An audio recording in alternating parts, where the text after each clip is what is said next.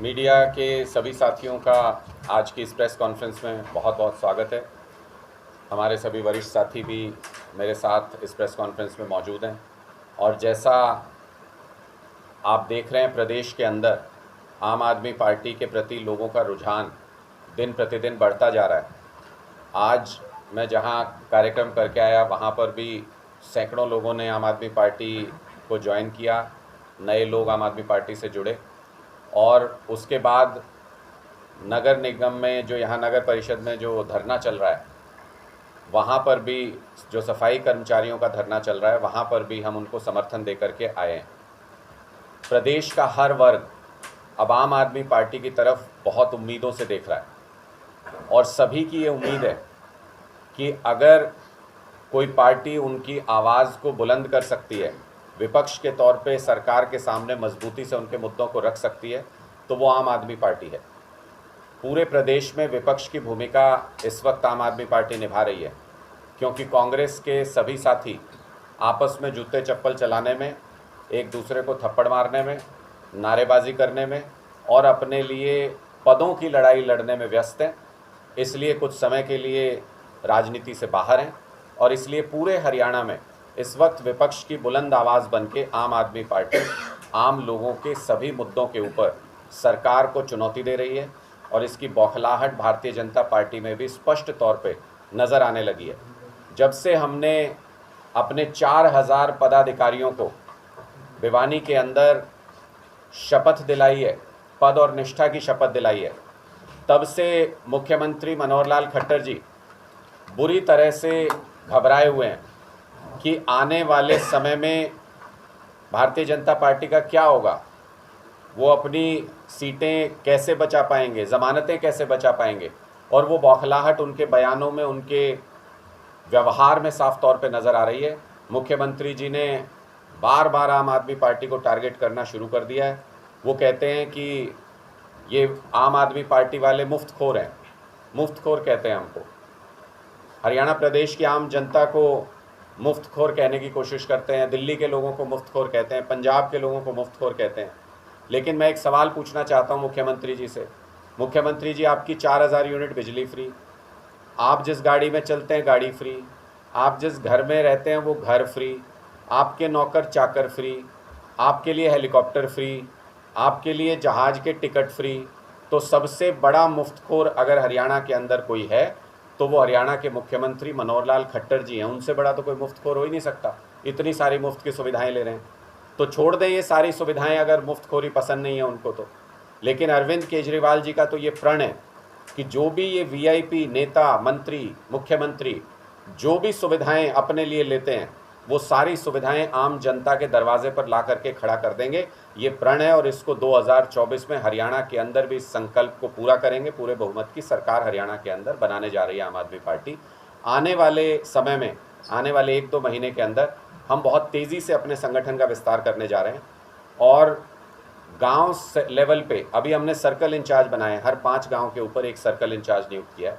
आने वाले समय में हम हर गांव में 11 से 21 सदस्यों की कमेटी बनाने जा रहे हैं और उसके बाद हर बूथ पर 10 ऐसे पदाधिकारियों को तैनात करेंगे जो एक एक घर तक अरविंद केजरीवाल जी का संदेश पहुंचा सके। यानी आने वाले 1.5 से 2 महीने के समय में 2 लाख पदाधिकारियों की मजबूत फौज हरियाणा के अंदर आम आदमी पार्टी खड़ी करने जा रही है और उस पूरी फौज का काम ये होगा कि वो अरविंद केजरीवाल जी की नीतियों को घर घर पहुंचाए। यानी अब परिवार जोड़ो अभियान शुरू करेंगे, एक एक घर में जाएंगे, एक एक गांव में जाएंगे, लोगों को आम आदमी पार्टी की नीतियों के बारे में बताएंगे और आम आदमी पार्टी के इस आंदोलन से जुड़ने के लिए उनका स्वागत करेंगे। दूसरा महत्वपूर्ण मुद्दा जो आपके इलाके से जुड़ा हुआ है, हमारी बहन जूनियर महिला कोच जो पिछले 8 महीने से इंसाफ की लड़ाई लड़ रही थी, आखिरकार चंडीगढ़ पुलिस ने चार्जशीट फाइल की। लेकिन इस पूरे मामले में पूरे हरियाणा के अंदर एक चिंता इस वक्त सबके सामने है और वो चिंता जूनियर महिला कोच के जीवन को लेकर के है कि क्या उनकी ज़िंदगी खतरे में तो नहीं है। क्योंकि जिस तरीके के प्रकरण पिछले कुछ दिनों में देखने को मिले और जिस तरीके से पूरी सरकार संदीप सिंह के बचाव में आ गई है। कल तो हमने देखा एक वीडियो भी घूम रहा था, जूनियर महिला कोच बहन ने एक वीडियो जारी किया उन्होंने कहा कि सीआईडी के लोग, पहली बार ऐसा हुआ होगा कि सरकारी अधिकारी सीआईडी के लोग कैमरे के ऊपर कैद हुए, जो उनका पीछा कर रहे हैं, जो उनको धमकी दे रहे हैं, जो उनको हथियार दिखा के डराने की कोशिश कर रहे हैं। इन सारी चीज़ों से ये पता लगता है कि पूरी सरकार अब एक ऐसी हरियाणा की बेटी के पीछे पड़ गई है जो अपने लिए इंसाफ मांग रही है, अपने लिए मान सम्मान मांग रही है, और ये बहुत ही शर्मनाक और दुर्भाग्यपूर्ण है। खट्टर साहब जिस तरीके से मंत्री संदीप सिंह को समर्थन दे रहे हैं, उनके साथ खड़े हुए नज़र आ रहे हैं, वो साफ तौर पे दिखाता है कि खट्टर साहब हरियाणा की महिलाओं के, हरियाणा की बेटियों के मान सम्मान के खिलाफ खड़े हैं, और हरियाणा कभी भी बेटियों के मान सम्मान के साथ खिलवाड़ बर्दाश्त नहीं करता। इसलिए पूरा हरियाणा आने वाले समय में, अगर मुख्यमंत्री मनोहर लाल खट्टर जी मंत्री संदीप सिंह को बर्खास्त नहीं करते हैं, तो हरियाणा में जहां भी जाएंगे हरियाणा की जनता मंत्री संदीप सिंह का काले झंडों से स्वागत करेगी, और उनका साथ देने वाले मुख्यमंत्री मनोहर लाल खट्टर जी का भी काले झंडों से हरियाणा की जनता हर कोने में स्वागत करेगी। आने वाले समय में ये विरोध झेलना पड़ेगा दोनों को, क्योंकि उन्होंने हरियाणा की महिलाओं के मान सम्मान के साथ खिलवाड़ करने की कोशिश की है। दूसरी महत्वपूर्ण बात कि आजकल जो मुख्यमंत्री जी का व्यवहार है वो उनकी बौखलाहट दिखाता है। एक महिला ने उनसे पूछा कि हमारे यहाँ फैक्ट्री लगा दीजिए, रोज़गार मिल जाएगा। उन्होंने कहा अगली बार जब चंद्रयान 4 जाएगा तो मैं उसमें भेज देंगे। एक सीईटी के छात्र ने कल उनसे पूछा कि सीईटी का जो एग्ज़ाम हुआ उसमें गड़बड़ हुई है, और उसने कहा कि फैमिली आईडी का दुरुपयोग हुआ है, कुछ कागजात भी दिए। उनको कहा कि पुलिस को बोला कि इसको गिरफ्तार कर लीजिए, इसको ले जाइए, इसके खिलाफ कार्रवाई कीजिए। एक पिछले जब जनसंवाद में हमारे किसी कार्यकर्ता ने कोई सवाल पूछना चाहा तो बोले ये आम आदमी पार्टी का कार्यकर्ता है, इसको उठा के पहले पीटो फिर यहाँ से बाहर करो कार्यक्रम से। एक महिला ने कोई सवाल पूछना चाहा तो बोले आपको सिखा के भेज रखा है किसी ने। यानी मुख्यमंत्री जी को अब अपने चारों तरफ आम आदमी पार्टी के कार्यकर्ता नज़र आ रहे हैं। कोई आम व्यक्ति भी अगर सवाल पूछता है तो उनको लगता है कि ये आम आदमी पार्टी का कार्यकर्ता है। हम हमेशा ये कहते हैं कि मुख्यमंत्री जी का ये खौफ अच्छा है, इनके मंत्रियों का ये खौफ अच्छा है, क्योंकि हरियाणा के हर भ्रष्टाचारी को आम आदमी पार्टी के सामान्य से सामान्य कार्यकर्ता से भी डरना चाहिए। इनका पीछा नहीं छोड़ेंगे, इनकी नींद हराम कर देंगे, और जब तक 2024 में आम लोगों के हकों वाली सरकार नहीं बनती तब तक आम आदमी पार्टी के कार्यकर्ता पुरजोर तरीके से मेहनत करके ज़मीन पे लोगों के साथ जुड़ने का ये क्रम जारी रखेंगे। आपके कोई सवाल है तो आप पूछ सकते हैं। अनुराग जी, देखिए जिस प्रकार से वन नेशन वन इलेक्शन की चर्चा की जा रही है, इस पर राजनीति करने की तैयारी है, जबकि केजरीवाल जी कहते हैं वन नेशन वन इलेक्शन अच्छी बात है, लेकिन वन नेशन वन एजुकेशन भी होना चाहिए। देखिए, वन नेशन वन इलेक्शन से आम आदमी को क्या मिलेगा? वो तो सरकारी प्रक्रिया है। और मुझे तो बड़ी अच्छी लगी अरविंद केजरीवाल जी की वो बात। वो कह रहे थे अभी तो हमारे देश में 6 महीने में कहीं ना कहीं चुनाव होता रहता है, तो ये सरकार थोड़ी बहुत सुन भी लेती है, कहीं किसी चीज़ का रेट कम कर देती है, कहीं किसी चीज़ में लोगों को रियायत दे देती है जब चुनाव आने वाले होते हैं। अगर 5 साल में एक बार चुनाव होगा और वन नेशन वन इलेक्शन की थ्योरी पे लोग जाएंगे, सरकार अगर ऐसा करेगी तो निश्चित मानिए कि एक चुनाव से दूसरे चुनाव के बीच में आपका सिलेंडर 5,000 रुपये का हो जाएगा। इसको कोई रोक नहीं सकता। पेट्रोल 200 रुपये में मिला करेगा, इसको कोई रोक नहीं सकता। इसलिए एक ऐसी चीज़ जो 5 साल में एक बार होती है उस पर ध्यान देने की बजाय सरकार को ऐसी चीज़ों पर ध्यान देना चाहिए जो रोज़ होती हैं।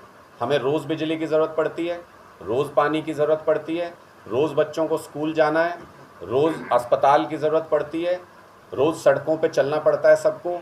ये मूलभूत सुविधाओं के ऊपर सरकार काम करना शुरू करे।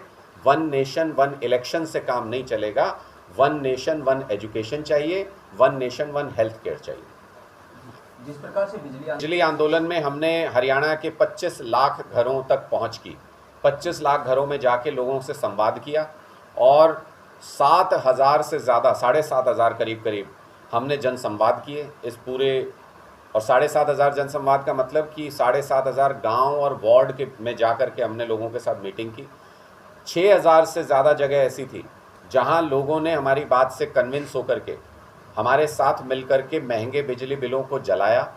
ये अपने आप में दिखाता है कि हरियाणा के अंदर एक बहुत बड़ा आंदोलन ज़मीन के नीचे तैयार हो रहा है। लोगों में बदलाव की बहुत प्रबल इच्छा है, और लोग त्रस्त हो चुके हैं। कांग्रेस, बीजेपी, इनेलो, जेजेपी, इन सारी पार्टियों के कामकाज के तरीके से लोग त्रस्त हो चुके हैं। आम आदमी पार्टी की सरकार लाना चाहते हैं। कोशिश और मेहनत सिर्फ हम लोगों को करनी है कि हम उन तक पहुंच सकें। जिस भी गांव में हम जाते हैं, पिछले 1 साल में 850 से ज़्यादा गांव में जाके जनसंवाद मैंने किया है, लोगों से चर्चा की है, और अगले 1 साल में टारगेट रखा है अपने लिए कि 2000 से ज़्यादा गांव में जाऊंगा, लोगों के बीच में चर्चा करूंगा। उस अनुभव के आधार पे मैं ये कह रहा हूँ कि पूरे बहुमत की 2024 में सरकार बनने जा रही है। बिजली एक बहुत बड़ा मुद्दा हरियाणा के अंदर है, जिसको ये सरकारें टालने की कोशिश करती हैं। खुद बिजली मंत्री के गांव में 6-6 घंटे के पावर कट लगते हैं। आप किसी भी जगमग योजना वाले गांव में चले जाइए, 24 घंटे बिजली वहाँ भी नहीं आती है। लोगों ने उम्मीद करना छोड़ दिया है कि 24 घंटे बिजली होती क्या है। एक बुजुर्ग मुख्यमंत्री जी के स्टेज पे चढ़ के ये कह रहे थे 8 घंटे के बजाय 12 घंटे बिजली दे दो। मुख्यमंत्री जी बोले नहीं मिलेगी, 8 ही घंटे मिलेगी। हमें ऐसी सरकार चाहिए ही नहीं जो लोगों को मूलभूत सुविधाएं नहीं दे सकती, 24 घंटे बिजली नहीं दे सकती, घर घर पानी नहीं दे सकती।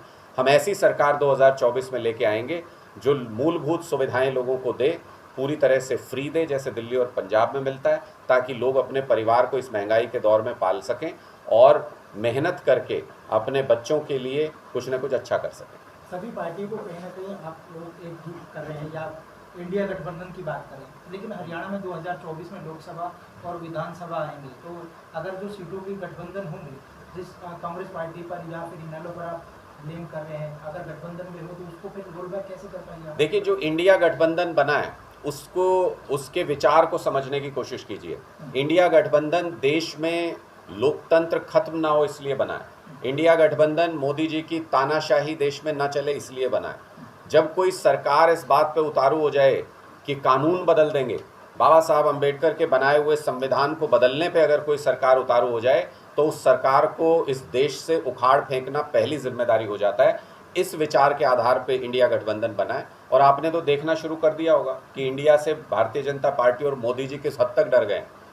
हमने अपने गठबंधन का नाम इंडिया रखा तो ये कह रहे हैं इंडिया नहीं लिखेंगे, भारत लिखेंगे। कल को हमने अपने गठबंधन का नाम भारत रख लिया तो क्या लिखेंगे, मोदी लिखेंगे या क्या बना देंगे, बीजेपी बना देंगे इस देश को।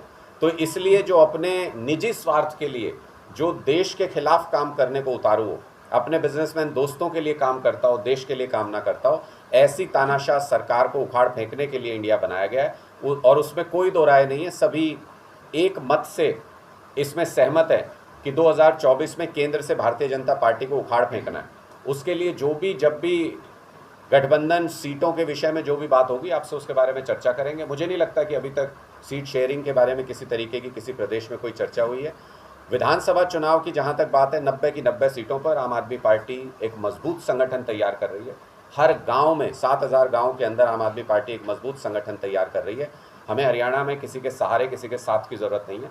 पूरे बहुमत की सरकार अकेले आम आदमी पार्टी अपने दम पर बनाएगी। हम सक्षम हैं।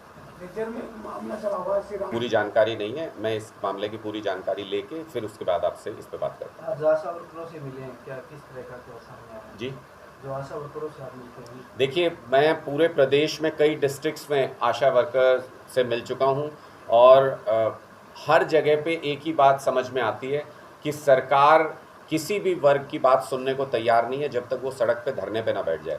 क्लर्कों के साथ भी यही हुआ, आशा वर्कर्स के साथ भी यही हुआ। कोई कारण नहीं बनता कि आशा वर्कर्स जो गांव में गवर्नेंस की रीढ़ की हड्डी हैं, मैं तो कई बार ये कहता हूं कि अगर आशा वर्कर नहीं हो तो सरकार को ये भी पता नहीं चलेगा हरियाणा में बच्चे कितने पैदा हुए। तो ऐसी जो मैन पावर आपके पास है, जो ग्राउंड लेवल पे काम करते हैं लोगों के बीच में, उनकी जायज़ मांगों को मानना सरकार की जिम्मेदारी है। और अगर सरकार उससे मुंह मोड़ती है तो इन्हीं लोगों के दम पे सरकारें चलती हैं।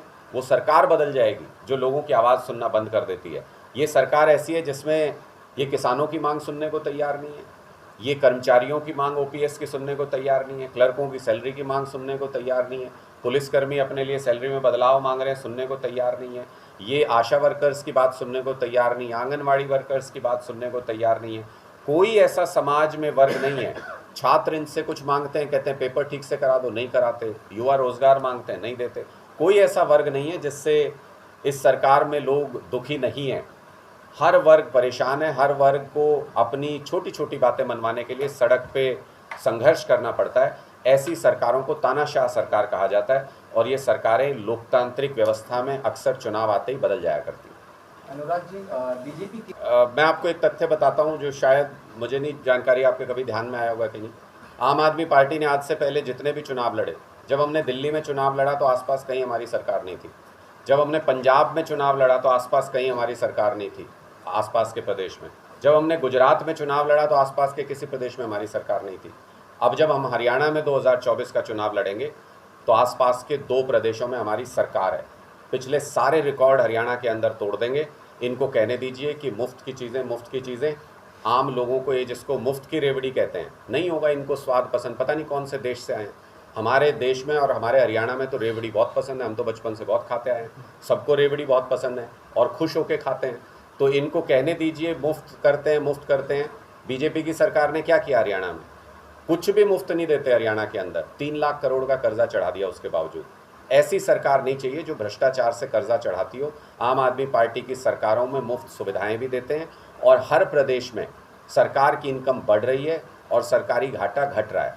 दिल्ली के अंदर तो एक भी पैसे का कर्जा नहीं है और पंजाब में जो भी कर्जा है वो अब लगातार कम हो रहा है सारी सुविधाएं देने के बावजूद। कांग्रेस पार्टी ने 9 साल तक हरियाणा में विपक्ष के तौर पे कुछ नहीं किया। मुख्यमंत्री जी के साथ गोलगप्पे खाने के अलावा भूपेंद्र सिंह हुड्डा जी ने कोई भी विपक्ष का काम किया हो तो बता दीजिए। पिछले 6 महीने में महत्वपूर्ण मुद्दे जिनके ऊपर आवाज़ उठानी चाहिए थी कौन से थे? क्लर्क अपनी सैलरी के लिए हड़ताल कर रहे थे, कौन खड़ा था उनके साथ? किसने उनकी आवाज़ उठाई? जो जूनियर कोच महिला अपने लिए संघर्ष कर रही थी 8 महीने में पिछले, किसने उनके लिए आवाज़ उठाई? क्या कांग्रेस पार्टी कहीं खड़ी थी उनके साथ? किसानों के मुद्दे पर जो अपने बीमा क्लेम की मांग कर रहे थे, टंकी पे चढ़े हुए थे सिरसा में, किसने उनकी आवाज़ उठाई? कौन उनके लिए संघर्ष कर रहा था? ये सारी बातों की तरफ ध्यान देंगे तो लगेगा कि 31 विधायक कांग्रेस पार्टी के व्यर्थ में बैठे हैं विधानसभा के अंदर। असली विपक्ष की आवाज़ आम आदमी पार्टी सड़क के ऊपर संघर्ष करके बन चुकी है। हरियाणा में विपक्ष आम आदमी पार्टी है और 2024 में सत्ता पक्ष आम आदमी पार्टी होगा। अनुराग जी, मानता हूं आज बिल्कुल अंत समय तक पहुंचेगा। और जब पाप का घड़ा भर जाता है, हम धार्मिक ग्रंथों में पढ़ते आए हैं, जब पाप का घड़ा भर जाता है तो ऊपर वाला अपने आप इंसाफ कर देता है। मंत्री संदीप सिंह को अपने किए का भोगना पड़ेगा, उससे कोई उनको बचा नहीं सकता। मुख्यमंत्री खट्टर साहब उनको बचाने की कोशिश करेंगे तो उनके साथ डूबेंगे। भारतीय जनता पार्टी संदीप सिंह को बचाने की कोशिश करेगी तो उसके साथ डूबेगी। जो भी व्यक्ति ऐसे मंत्री संदीप सिंह के साथ खड़ा होगा जिसने हरियाणा की बेटी के मान सम्मान के साथ खिलवाड़ करने की कोशिश की हो, उसको ज़मीन से उखाड़ देंगे पूरी तरह से। मंत्री संदीप सिंह की कॉन्स्टिट्यूंसी में हम डोर टू डोर कैंपेन कर चुके हैं पहले भी और आगे भी करेंगे। लोगों को बताएंगे कि जिस व्यक्ति को आपने चुन के भेजा था उसने आपके वोट का क्या बेजा इस्तेमाल किया, हरियाणा की बेटियों के मान सम्मान के साथ खिलवाड़ करने के लिए उस ताकत का इस्तेमाल किया। मंत्री संदीप सिंह को आने वाले दिनों में हरियाणा के हर हिस्से में बहिष्कार का सामना करना पड़ेगा। और मैं तो समाज के सभी लोगों से भी ये कहता हूँ, मेरी खाप पंचायतों से भी दोबारा अनुरोध है कि इस मुद्दे के ऊपर सभी एक मंच पे आएँ और हमारी बेटी के मान सम्मान की रक्षा के लिए इस आवाज़ को बुलंद करें ताकि मंत्री संदीप सिंह जल्दी से जल्दी मंत्रिमंडल से बाहर हो और जेल ही एकमात्र सही जगह ऐसे लोगों के लिए। मैं सबको अनुरोध करता हूं, चाहे वो किसी भी पार्टी से हों, किसी भी खाप से हों, सभी लोगों को एक साथ आकर के एक मंच पे आकर के एक आवाज़ में मंत्री संदीप सिंह के खिलाफ आवाज़ बुलंद करनी चाहिए।